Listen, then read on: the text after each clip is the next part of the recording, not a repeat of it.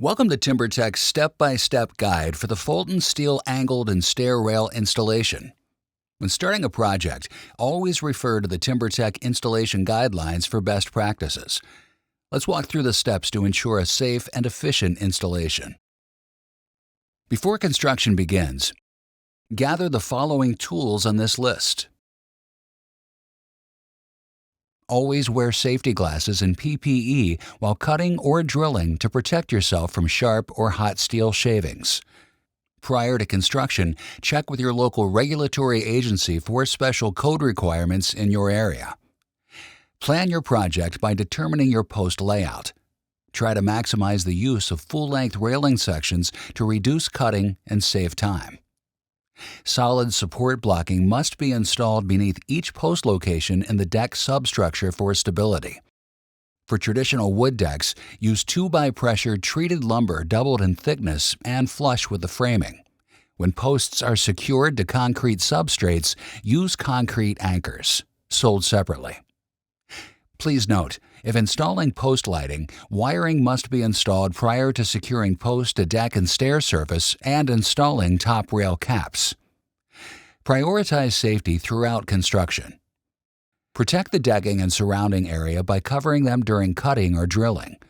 Hot shavings can damage composite or PVC surfaces, so work away from the deck whenever possible. Use a magnet or vacuum to collect metal shavings and file rough edges after cutting. Keep in mind that shavings which are left behind can also rust over time and cause staining. Apply TimberTech recommended touch-up paint to protect exposed steel from rust. Any exposed metal must be painted. Do not leave any areas unprotected. Now, you can begin with post layout and blocking. Proper post placement is essential for a stable rail system and a balanced look. If your design includes sections to be installed on angle, or if you will have stairs, you will need posts which are blank, no brackets, within the posts where the angled or stair sections will be installed. Measure and mark the locations for your posts. The base plate of posts should be set at least 2 inches from the deck's edge for clearance, ensuring space for bolts, washers, and nuts. Use a square to ensure accuracy. When using 3-inch posts with a railing installed at a 45-degree angle, the distance from the center of one post to the center of the next should not exceed 97 3/4 inches in order to use a full 8-foot railing section. When using full 8-foot sections, the center-to-center spacing increases at shallower angles. For example, a section installed at a 15-degree angle will have a maximum center-to-center distance of 98 11/16 inches. For full 6-foot sections, the center-to-center distance between posts should not exceed 73 3/4 inches when installed at a 45-degree angle, and 74 11/16 inches when installed at a 15-degree angle. For 2-inch posts, set post centers at 97 inches maximum for full 8-foot sections, installed at 45 degrees, and 73 inches for full 6-foot sections. Increase the center-to-center spacing slightly for shallower angles, up to approximately 3/4 inches for sections installed at 15 degrees. Install blocking beneath your deck surface at each post location. Ensure that it sits flush with the top of the framing. Properly installed blockings is critical to meet load requirements of posts and railing. For stair posts or extended runs including stairs, and account for taller posts at stair bottoms and any intermediate posts on longer stair runs. Use quality exterior grade screws and allow clearance for washers and nuts below the blocking. TimberTech Fulton steel rails offer a range of post types to accommodate various designs and layouts. For angled or stair sections, or when custom assembly is required, blank posts are available. Be sure to use the blank post configuration in the openings where angled or stair sections will be installed. You will need to attach the pivot brackets within the opening to accommodate the needed angle. Pivot brackets will be used for all stairs or angled sections and must be purchased separately. Ensure that all posts are installed properly. Refer to the installation guide or the Fulton level rail installation video.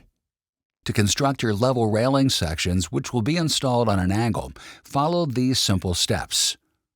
Again, be sure that your posts are blank in areas where angled sections will be installed.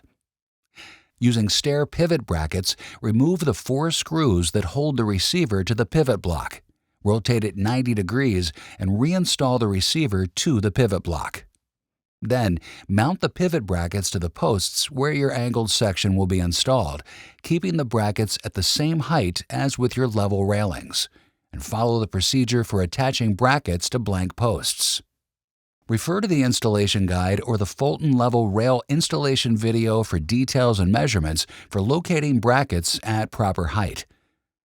To cut your angled section to the length needed, measure between the ends of the pivot rail brackets and add 2 inches total, 1 inch at each end for the rail to sit in the brackets after it has been cut to size.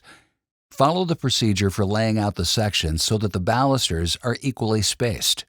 Install and attach the angled section through the pivot brackets by pre-drilling using a 5/32 drill bit and then installing the number 10 24 self-tapping screws. To install a stair section, follow these steps. Again, be sure that the posts are blank where you will be installing the stair section. To maintain the proper angle along the steps, you will likely need a taller post at the bottom of your stair section. Hold the stair rail section to the inside of your stair posts, then rack the stair section to match the angle of the stairs, with the bottom rail touching or falling close to the nose of each stair tread. You can use cardboard or thin plywood spacers placed upon stair treads if you wish to install the stair rail slightly above the treads. Use a level to ensure balusters are plumb, then clamp the stair rail to the post, using cardboard to protect the finish on the rail and post. Hold a stair bracket next to the rail at the aligned angle, and use it to mark guides, 1 mark on the post at the top of the bracket and a mark on the rail at the end of the bracket. Repeat at all 4 bracket locations.